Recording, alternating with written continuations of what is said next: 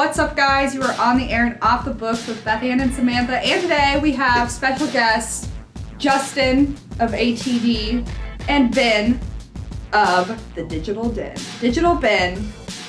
That's what my name tag says. Anyway. Yes. And today we are going to be talking about Warbreaker by Brandon Sanderson. And Ben and Justin can tell you guys what that book is about, because I am a slacker this time. It's usually Bethann. I was about to say, yes, he didn't finish it this time. Okay, well, to be fair, you guys do read a lot of books for the podcast, and this is a pretty long one. reading like 3 books at the same time, so I think that I can give myself a pat on the back. I got 200 pages in. Well, 200 pages isn't even a dent into... I agree, because nothing happened in those 200 pages. Oh, come on. I don't even believe you. I mean, a little bit happened. What do you mean a little bit? Like she claims that it's too slow paced. It is. It's too slow for me. I don't get that. It was a good book. I give it I didn't read the full book, but I give it like a 7 out of 10. That's it? Yeah. So Brandon Sanderson has a pretty consistent writing style in that he does a lot of world building, and with this book being that it's all contained within the one novel, there's a lot of world building that's going on here, whereas typically with the Stormlight Archives, a lot of that is continuing to be built out over multiple books in the series. Am I correct in saying that, Justin?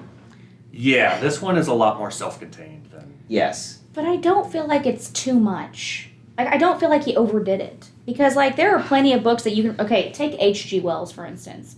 If you go and read anything of his, he is going to describe every single blade of grass. Or Stephen King. Every single, paint drying moment. And this is not that. That's not the same thing. Yeah. The description is much more grand than it is singularly small defined. I just don't think he overdoes it. I think it's just enough.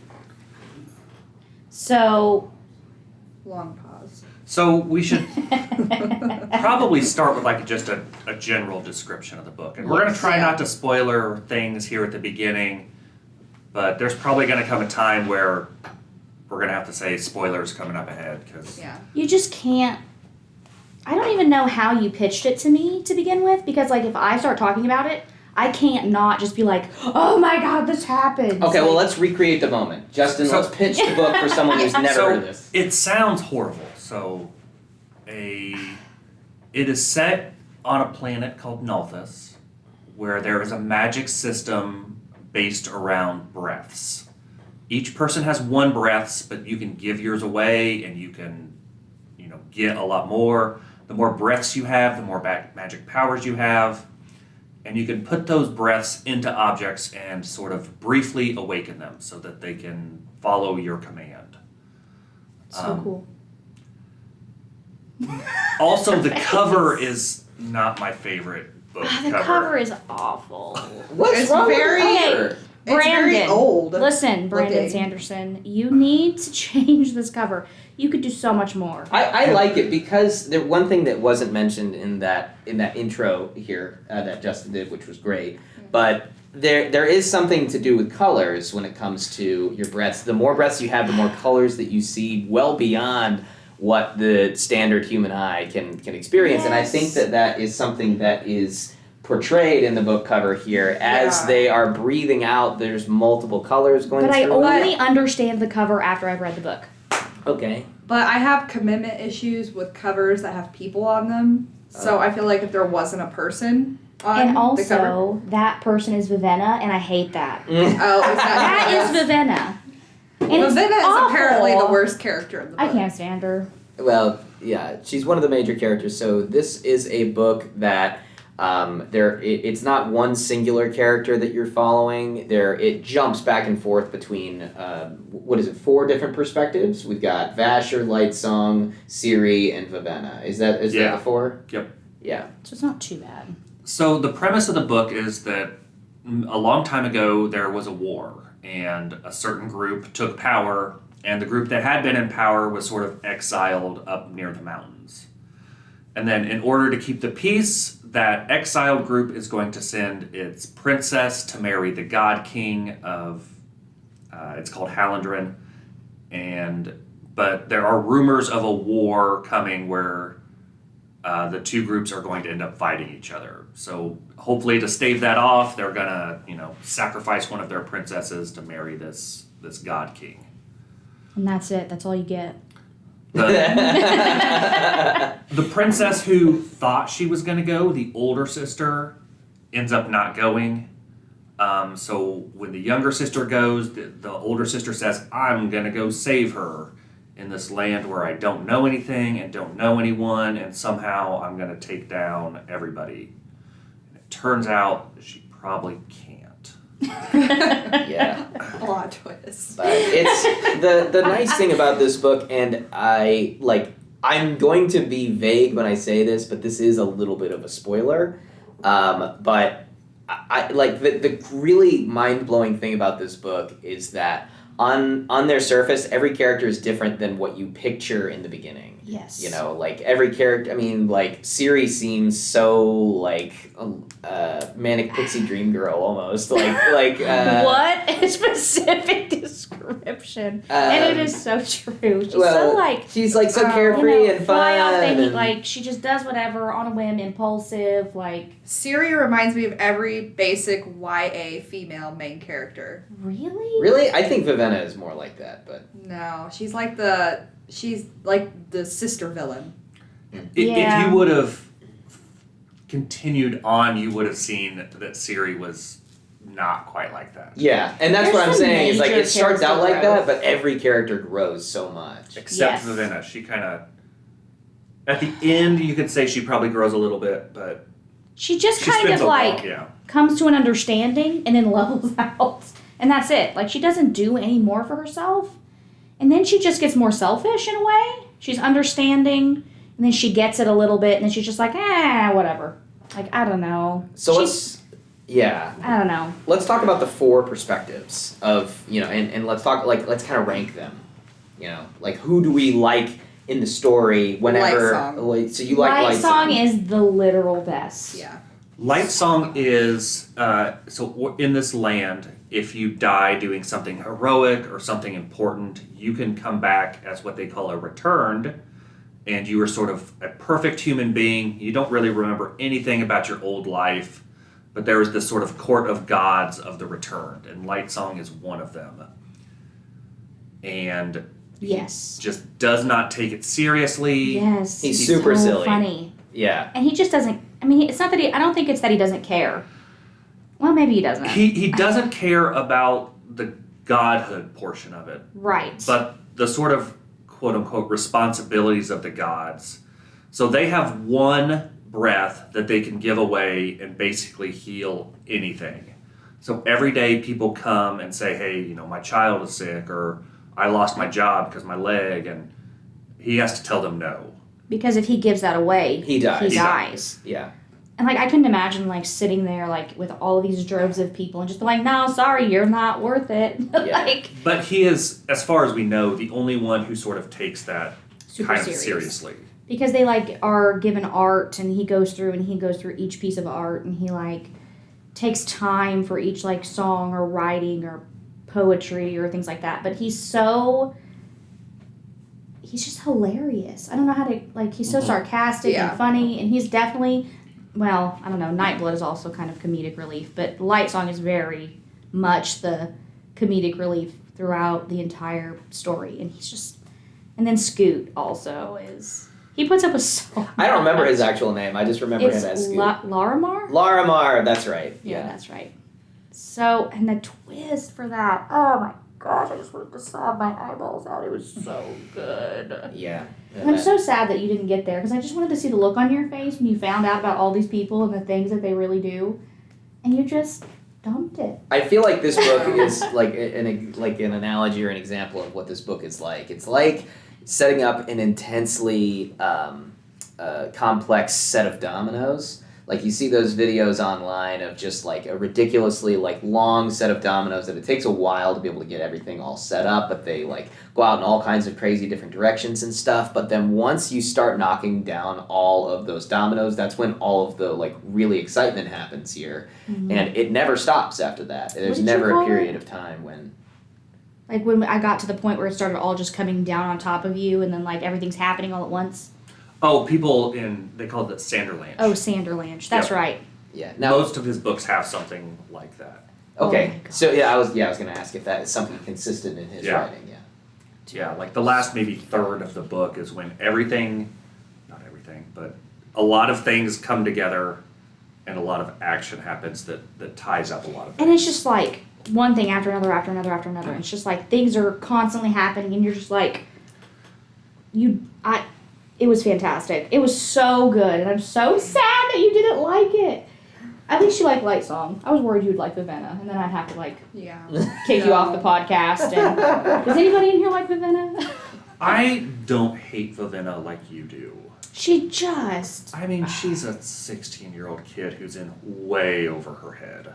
Yeah. She's 16, I don't, 16. 17, I don't know. Something I like know. that. Yeah. I know, but she's I think she's 18 also actually. Yeah, right? but she lived it. refuses to acknowledge like who she is, and she has to like cripple herself into poverty to be able to understand. And then as soon as she gets back what she lost, she's just like, whatever. I'm just gonna go back to me. Well, but the difference here is that it's difficult to empathize with a character like her. You have to try to put yourself in her perspective, which is she was raised for 18 years as like royalty, Yeah, I you know, mean, I and being guess. treated like that with that high level of privilege, and that like, and she was told that she had this specific purpose from an incredibly young age, and she had Right. to accomplish this exact thing. And her whole life was about this sacrifice that she was going to make to marry the God King, and how she had this like amazing like religious purpose, and like she was just on this shining pedestal. And I understand that she kind of like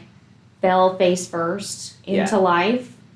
I get that, but at the same time, she didn't do it gracefully. She fell hard. Oh yeah, for sure. She like plopped, and it was awful to watch. And then when we get to like her walking into the city and finding this whole situation, and then like befriending these mercenaries, oh my god, I'm still so heartbroken about that. Well, and that's the thing, like, you know, as much as I also don't care for Vivenna a whole lot, but whenever it jumps to her perspective, I'm still having a blast, because the people that she meets and that she has to travel with, Yeah. Denth and Tonkfa, I love their story. And Yes. so, like, That was amazing. I'm all about it. And that's why you have to like get it.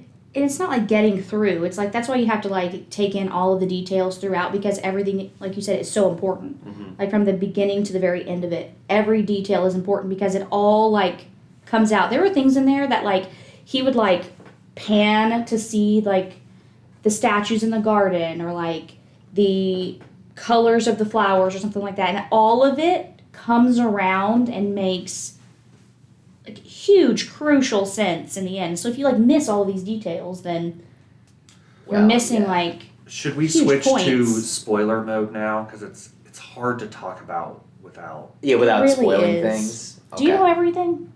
Pretty much. Yeah. I did my best to try to get her up to speed. Okay, I was gonna wonder, like, you know, from your perspective, what do you think happened? But all right, so from this point on, spoilers. So you better turn it off, Doug. Also, I'm wondering, Did Doug not Two. finish it? he is assuming, I didn't know this was going to come out very soon, so he's reading it, but he is like talking like Samantha, and like not really enjoying it and thinking that it's very slow. So I'm wondering if, Well, there's no This- pictures for Doug, so. oh my gosh, you can't say that.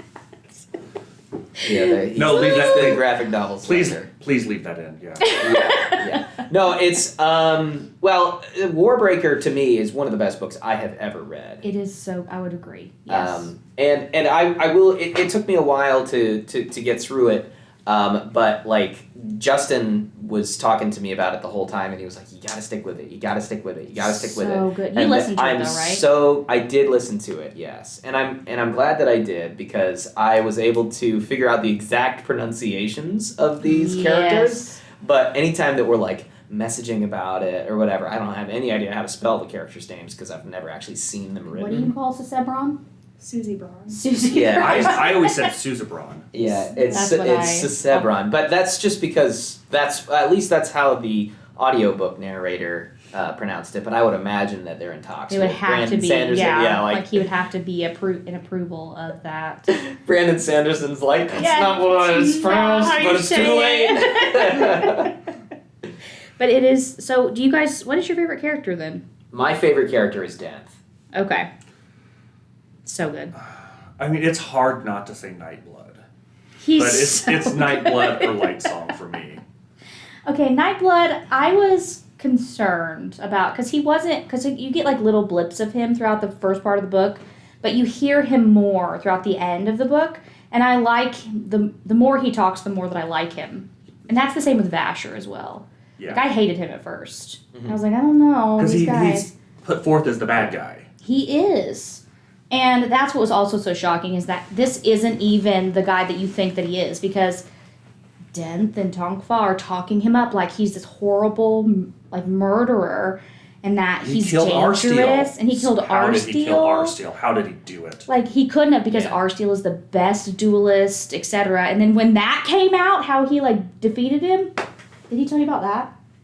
Defeated. Arsteel. Arsteel? And How Denth. did- Both yeah, is the and same way. it's the exact I same. think yeah. so. I don't. Oh my I gosh. don't remember. It was so good. So my wife is listening to the audiobook for this right now, and I'm so glad that she is, because as just days before we recorded this, I was overhearing some of what she was listening to, and she was listening to the story of Light Song, and it was him trying to figure out who he was in his past life. Yes. And he's like the investigator, and in this scene that I was overhearing, it was talking about how he's realizing he has all of these skills of things that he's never learned in his returned form. Right. And one thing that it does mention that he knows a lot about sailing, which I never put really together in the past, but there are some things that it is really brief that is mentioned in the book that is important that you would totally write off as just he knows sailing terms, whatever. Like, who cares? Yeah. But it's so important. Yeah. In the end. Especially, when it hits him and he remembers why he's returned. And then you're, crying and snotting everywhere. And then, And Scoot is his brother. dude, I didn't even know. He saved Scoot's daughter and then watched him come back to life. Yeah, yeah. And then he just has to sit here and endure this. The abuse. It's playful abuse, but still be like, dude, come. If you knew, please. Well, and see, that's what was so shocking, is because he tolerates so much from Light Song for so long. And then when they're finally in the cages and everybody's gonna die, and Scoot is like, just shut up! You ruin everything! Will you take one thing seriously? And then you realize, because I thought Light Song was gonna be this warrior, or this He thought that too. detective, or something crazy. Yeah, he's just maybe I can sword fight, and turns out he can't. He can, and he gets and his then he gets leg all- captured. yeah. Exactly. Then he gets stabbed in the leg, and so it instantly broke my heart, because he's screaming at Light Song, but Light Song doesn't know. And Light Song has asked over and over and over again, and it's just dude, you can't just scream at him, because he just has no idea what's happening. And then the vision, and then you're just and then he gets into this depressed moment, and then you're just he's just gonna give up. And I thought for a hot minute he was just gonna give up. He was just gonna be okay, I'm all right, I'll shut up. That's it, I'm done. But I was no. I can't believe that. The twist with that too. So in the very first scene with Light Song, he's sitting in his royal whatever chambers, whatever. yeah, and he is looking at a painting. Do you remember this, Samantha? No. No. He's looking at a painting, and he's being asked if he gets anything from it, and he sees a boat. He and he feels it's, I don't know. I don't remember exactly how he feels about it, but it's something depressive, or And he's war always is seen coming or war. something. Yeah. Yeah. But I think that obviously he sees the boat because he drowned. Yeah, right? it's visions of his death, Yeah. which is creepy. And that's the painting that's just red, right? Yes. So that painting, if you read the Stormlight Archive, you see it again. Oh. Like someone has that painting. Oh. That is so crazy how he just like takes like such little things and just sprinkles them throughout the whole like. Yeah, and then it gives you like, Cosmere. oh wait, this Cosmere, person yes. has the painting. Who is this person? Like the person is also eating like beans out of a tin, and you're like, where did he get tin? Oh, that's Scadrial. That's from Mistborn. Dude, it's so. It all just mixes together crazy. It makes no sense. Yeah. But the real highlight of the book is Vivenna gets sort of kidnapped by Vasher because he's not sure what she's doing. She's going around trying to incite this war, and he's trying to stop it. So he kidnaps her, and then she escapes and goes back, and that's when she realizes Denth, Tonkfa, Jules, and Claude are not the happy-go-lucky mercenaries that she thought they were. And they tell her through the whole Whole thing I know. that they're not good guys. Yeah, They- don't trust mercenaries. You should never trust You should never mercenaries. trust us. And when kidnapping is a bad business, and and then they literally let her know, you've been kidnapped. We're monsters. Run away. And she's just like, oh, ha, ha, you're so funny. And we're just like laughing it up over here because Denth is so lovable and wise. And then she runs to the basement, and then there's animals dissected all over the walls. Yeah, because Tom was a my psychopath. gosh. Yeah, it was so interesting, because I was just talking to my wife who's in the middle of the book, and I was like, oh, so what do you think of Tonkfa? And she's like, oh, he's so lovable, you know? He's just a lovable oaf. Oh, what a dummy. He keeps losing all his pets. They keep running away. And I was like, oh yeah, he's so great, isn't he? And then she was like, how dare you to not tell me? He's murdering all of them. He's not just murdering them, he's torturing them and killing them and then hanging their remains on the wall. Oh, it's horrifying. He's a psychopathic serial murderer. He is the worst villain in this, I feel like. He's the worst of the worst. And we learned that because that's what they were doing to Vivenna's. A protector came later to kind of help her out, and she's like, well, I guess him and I are going to get married now. And then she walks into the room, and he is just dead in a chair, having been tortured, because they thought she figured it out and escaped. But she had just been kidnapped by Vasher. Right, so they outed themselves for no reason because they thought she ran away. Yeah. And he's asking her, what tipped you off that we were crazy? And she's just like, what are you talking about? He goes, oh God, you didn't know. And I'm like, nobody knew! I know. Nobody knew! That's what makes Denth my favorite character, though, is he's just, he's so honest. He's just yeah, you should never trust mercenaries. Hi, I'm a mercenary. Yeah. The best way to be able to kidnap someone is for them to not know that they're kidnapped. By the way, we've been kidnapping you. It's just... He's so great. Been doing it this whole time, and you're just like, he is so cool. And it turns out they've been the bad guys the entire time, and you've just been falling in love with these people. Just these are my favorite characters. It's fine. And turns out he's murdered every person that has been sent to save Vivenna and shoved their bodies underneath the staircase. I was literally so distraught. I'm still distraught about it for days after. I went back and had to reread the whole thing again because I didn't believe it. I was just like, this can't have happened.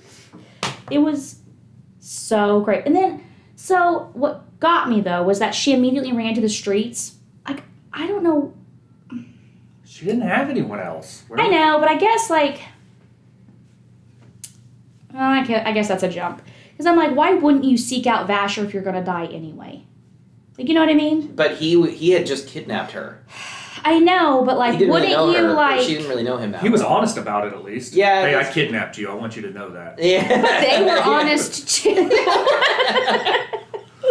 I guess you could be conflicted there, but wouldn't you just be hey, because he was saying to her they were, not who she thought essentially too. I think he was kind of trying to tell her what are you doing? Why are you with these bad people? And she's just no, you're the bad guy. And he's no, why are you ruining this whole thing that I've been trying to clean up? And she's not processing still that, like, I have come in and single-handedly allowed myself to be the most important tool to start the war I was trying to stop. And, like, they used her as this pawn to essentially destroy everything that Vasher tried to But the actual prevent. person who was doing that was a character that you really liked. Which one? Oh, Bluefingers. Bluefingers, yeah. Who was I- like the ultimate mastermind behind all this. Yes. That wasn't as much of a shocker to me. Well, because he was revealed closer to the end of the shocking reveals, and after a certain point, you're like, well, who else is lying about who they are? It's true. Yes, like, what else can happen next? But, like, did you think he was just going to come in and, like, save the day? Sure, yeah. I mean, Siri thought that. Dude, like, What was it you liked about Bluefingers? Because I didn't like anyone in the palace. I didn't like the scribes or the priests. No, Yeah, the way they really- treated Siri, like in that bathing scene or whatever, I was just like, I don't like Bluefingers. How dare you treat her like this? He was very just like, aren't you royalty? Shouldn't you know that none of this, like, I don't know, like, it was so odd. And he was so sketchy throughout the whole thing, Mhm. like, secretly trying to talk to her. And I'm like, this doesn't add up. And she's just like, oh, yeah, I can trust him. So she's, I don't know. I still like Siri a lot more than Vivenna because at least, like, she embraced who she was as a person and then Yeah. grew from that exponentially. And Vivenna just was like, ooh, I don't know. I don't like her. I just don't like her at all. So did you have any theories at all when you were reading it? Like any, like, kind No. of... So what did you think I reading mean, this 200 book? pages is a long time to not Have anything to I was say. just like, I think they're just having an adventure just here. along for the We're ride. just, just having a good time. So what did you think of the God King, Susebron? What were your just general thoughts on his character in the brief time that he was there in the book? For you, and the first 200 pages. I thought he was just being a stand-up guy. Did you think that? did you know that he didn't have a tongue? No. Okay. Yeah. That also broke my heart. I was so upset when I found out. I was like, this man is not even like a man. He's like this guy trapped in this body, can't talk to anybody, has this one children's book like that he clings to. He's like a little boy. He is, and it's just so like, He's so pure. Heartbreaking. See, he is kind of a stand-up guy, so you're kind of right. yeah, I About guess you were that. right about that. I love Susebron. He's one of my favorites as well. He was very interesting. He's probably the purest character. But the term God King, like, scary. Like, oh my God. Yeah. The God King. But they painted ruler him to of be worlds. this like monster Yeah, who could do anything he wanted and destroys people who who blinks scratch at their him. ears. Yeah. Right, and he literally had no idea how to use any of the breaths that he Couldn't. had. Yeah. And he was Well, getting like 4 or he 5 couldn't. breaths. Yeah. But he could. He could have with training, Exactly. but they were never gonna train. Yeah, No, but and then- he didn't have a tongue, and you have to speak incredibly, succinctly and clearly to be able to use your breaths. But and how he- can you do that without a tongue? I know, but he didn't know that you could use your breaths with like his hands and stuff like that, right? Yeah, In some way? there is if you have enough breaths, there is a way to command without speaking. Oh. And that's how they And- transfer I forgot them about that. from And like him yeah, to the new Vasher baby knows how to being do it born. because he's the one who gave him all the breaths in the first place. But you have to Which learn. literally blew my mind that he was the whole reason that everything was going on in the first place and the reason that they cut his tongue out. I mean, it makes a lot of sense though. How dare he? Rude. I mean, you have this thing that you can keep all the breaths, but they can't do bad things with them. Then why not just disperse them and let it not happen? I don't know. I guess there wouldn't be a story if they did that. But that's Yeah. my thing is like he went ahead anyway and entrusted these when he could have just been done. I mean, it's better than putting 1,000 breaths into a sword. Yeah. That was Nightblood. so interesting. Nightblood is the most frightening. Well, I mean, he's got a frightening name.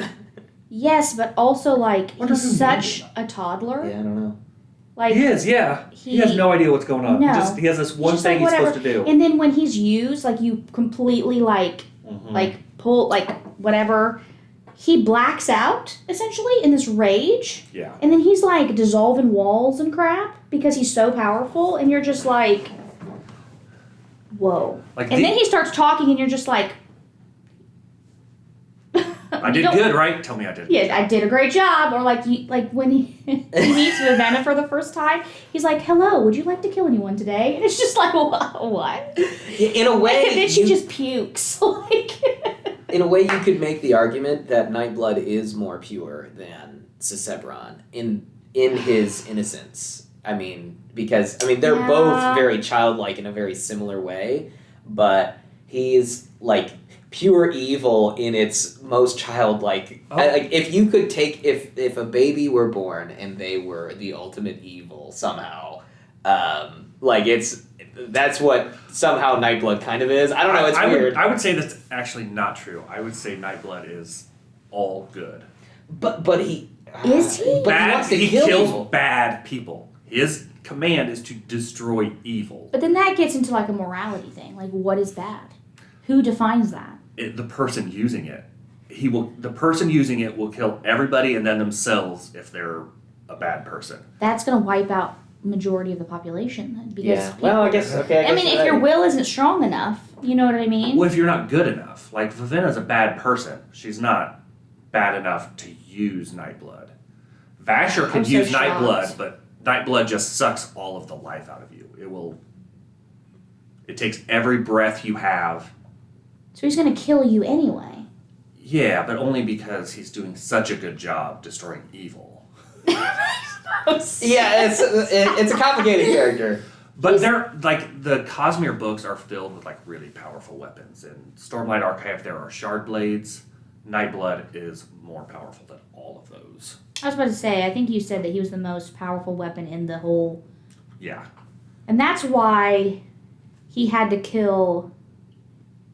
Oh shit, I forgot her name.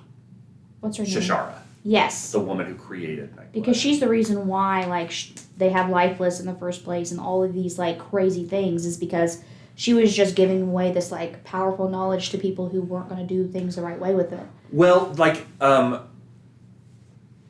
the 5 scholars, but it was mostly Vestiel who created the Lifeless. I think.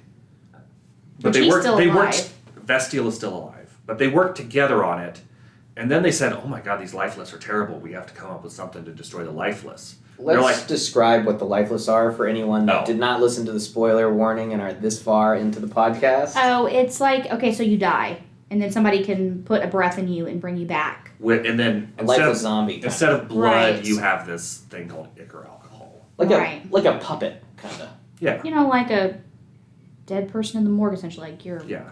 Yeah, but you can be puppeteered into doing Yeah, you exactly. have certain commands, and you follow these commands, and, like, you just kind of exist. But you don't really have, like, emotions. You don't really have, like, thoughts or anything like that. You're just kind of, like, there to do somebody's bidding, essentially. You don't breathe. And you're, like, completely gray because you don't have any, like, breath. Like, I mean, you have a breath, but it's not, like... Yeah. You're dead. So you're just You're there. just awakened. You don't have Yes. breath. You are just an awakened thing. Because at that point, you're just an inanimate object. Yeah.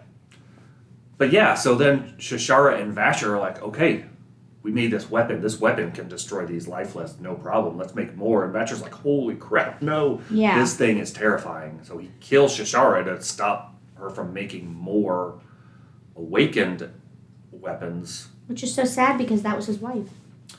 And Denth's sister. And that's why Denth hates Vasher. And he killed Arsteel. Which Arsteel is Claude. Claude, yeah. I've read it twice and didn't catch that. Dude. I caught that by reading things online. But it makes sense because that moment when Vivenna recognizes when he's saving her life, and he has that like moment where he seems more because he was a returned? He was returned, yeah. So he was a little more cognizant of I forgot that. his skill and stuff. Because Vasher, Denth, Shashara, Arsteel, and all them, whatever his name is, Vestiel, are all returned. Mm-hmm. So they're way more powerful, essentially, than everybody else, which is so crazy to me. How that worked out. It's a wild ride, you know? It is. And it's hard to kind of talk about because there's, 4 stories going on. Yeah. And then within those 4 stories, like it's its own book, Yes. Well, So let's talk about the big climactic moment. Which one? Talking about Light Song in the Cages. when Sisebron is in the cage next to him, weeping at what's going on. So they're going to kill the God King to incite this war. They're going to make it look like their enemies killed him, so then the enemies are definitely going to fight this, and they're going to kill Ciri, their princess. Mm-hmm. And Sisebron loves Ciri. Genuinely, yes. Yeah, Ciri and the God King, they love each other genuinely. Yes. And I love that. It's like It's so sweet. what started out as like a horrifying meeting turned into a sweet love story. It Like She Samantha's taught him just how to like, I am read, not and he impressed. writes notes to her, and It's cute. Yeah. It's adorable. yeah. so then they're sacrificing him, and then Lightsong has one divine breath. That can heal anything. Heal anything. And they reach out, and then it cuts out. Nothing happens. Like you move scenes, and then you're Well, he literally... says the command. Yeah, he my says breath to yours, my life Yes, becomes yours. but it cuts out. well, because he dies. I know, but then you don't really register what's happening because you're just like, he says it, but then why? Because it didn't at that moment make me remember, like, he's healing him, but healing him, he's the God King, why does he need healed? But then Sisebra, like, bursts out and is, like, saving Ciri, and he's, like, talking, and I'm like, ugh, he grew his tongue back! Yeah. Like the walls are just filled with color. Yes! So cool. It's such a great moment, because then I was just like, and then, like, Skoo's, like, crying over Lightsong's dead body. He's just like, he sacrificed himself twice. He's such a good man. And I'm like, He is a oh good my man. But there's still this like lifeless army marching Oh, towards yeah. Idris. And Vasher's like, well, it was actually Nightblood who said, hey, didn't you leave an army here? Yeah. He's like, nope, didn't do that. He's like, yeah, you did. I remember it was yesterday. And it's then it can hear everything. And she's just like, 300 what are years you ago. talking about? It's like all the statues are filled with awakened bones. Mm-hmm. So not only are they lifeless, they're made out of stone. And, like, he gives you glimpses of all these statues throughout the entire book, and you never know that they're, like, so crucial to the end. Yeah, they're actually like And- people. Yeah, and and- that he hid them in plain sight. And Vasher is not only like one of the heroes of the mini war, he is also the villain. Yes. Like he said, no one could understand that someone would change their position, so they made me a second person. Yeah, because they were talking about Khaled, like Yeah. the destroyer, and then like Peacemaker. What was his name? But there are these two different like entities they think are fighting each other throughout this mini war, and it's really just Vasher. That's it. Yeah. Because he was like for it and then totally against it, and so they just Yeah. separated him completely. And then you find out he's just this complex character who started the whole problem in the first place, And is essentially. still grumpy about the whole thing. Yeah, still mad. Just walking around in rags, like Yeah, whatever. he's kind of a grumpy old man. the I whole book. guess, but still. And then, like, I didn't like that Vivenna and him, like, he obviously loves her or likes her in a way. And I was just like, I don't know that I get it. I don't know that I agree with that. Like at the end, he's like, all right, see you later. And she's like, wait, I want to. Yeah, she kind of like tags along. But Nightblood even says that you like her, don't you? I mean, I think he appreciates the person she sort of became, but I don't know that I interpreted that as Romance. I agree, and I think that it was more of like an apprentice sort of situation. And the problem is that the second book is probably going to be about him and Vivenna going off to whatever his name is. Kilvestial. Yeah. I mean, Or- it's called It's gonna be a Nightblood. stupid- Is the next book There that is. Yes. being written. For the And record, that's it's not because published, I don't but- like Vivenna. Oh, I do you think don't they're like changing her the name? anymore. Well, yeah, I don't know. And they're going to but- fall in love, and it ticks me off. One of the great things, though, is if you go on to read the Stormlight Archive, there are characters from this book that are In that series. In which that I series. started that book. it. And I- Way of Kings Like is a tough to chapter get in. into. There's a lot of things that don't make sense. You just kind of have to push through. Are you reading Way of Kings? No. I don't. Poor Samantha. If you wanted one that's kind of less confusing, you would want to probably start with Mistborn, and I would recommend Era 2. I would skip Era 1. Yeah, because you didn't like the first one, right? I didn't like it, but also I felt like it was more complicated. Oh. Like, Era 2 is just like this Wild West lawman shooting things with guns for the most part. Hmm. I mean, it's more complicated than that, but The base of it feels like that. So what would you recommend to read instead, Samantha? A Court of Thorns and Roses. She says that this is similar to that. It is a lot similar, like the plot and everything. I mean, I have not read that, but I could see like someone shows up to this city where there's we have the court of the gods and the god king and the scribes and the priests. I think the guys would all like People are it. trying to navigate this world of. There's a High Lord. I mean, I could.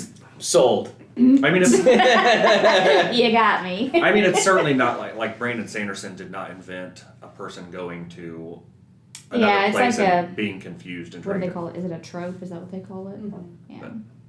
Yeah. Well, I mean, he not all of his books are completely original ideas. I read earlier this year the YA series, the Reckoners series, and it's very similar to the popular graphic novel and then turned TV show on Amazon Prime, The Boys.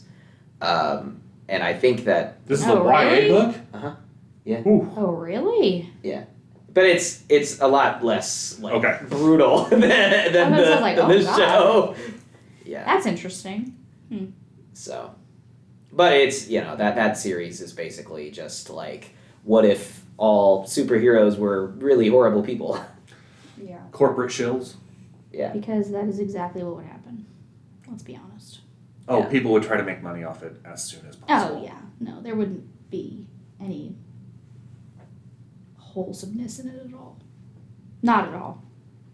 So if you want to check out Warbreaker, we have it. Yeah, there's a We lot of do. different ways you can actually check it out because, Yes. you can get the physical copy here at the Kokomo-Howard County Public Library, but you can also read it or listen to the audiobook using Hoopla as well. Is it Overdrive. Hoopla or yes. Libby? It's Hoopla. Overdrive. It's on Overdrive as well. Oh, is it on Overdrive as well? That's- Well, then you so got the whole checked thing. all three out and then did everything everywhere. So no one else could listen to it? Great job. Yeah. That is exactly what I Well, I guess Hoopla people still could, but. Yes, that's true. But yeah, I just needed to have access to it when I had 5 minutes here and there. And I think it only took me a month to read it. That's not bad. It Bravo. took me a lot less than a month, but. Well, we're talking about me here, so. But you guys should read it. Don't be like me and only get to page 200. Okay, but to be fair, this is how you feel all the time.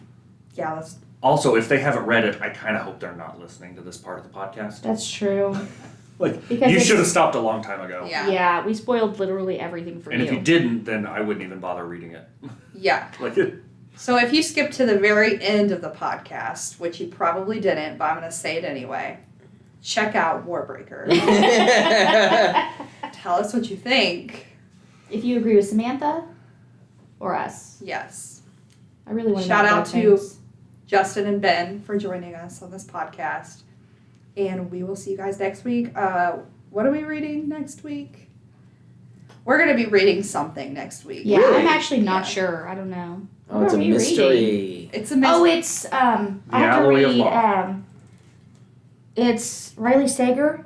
Oh, Are yes. we trying him again? Yes. Oh wait, is that a girl or is that a It's guy? I don't know. I don't It's remember. Okay, sorry, Riley. Mystery author Riley Sager. We don't know what your gender is.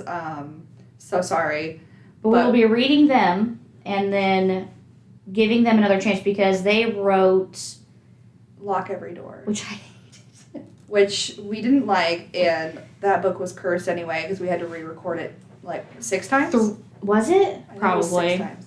It was definitely 3 for sure. So So we are gonna give House it. Across the Lake and Home Before Dark. Yes. I'm reading House Across the Lake because we drew straws, and then you're reading Home Before Dark. Yes. So you guys can join us next time and listen in on that, and we will see you guys next time. But Next week, next year, I don't know when this is. Bye!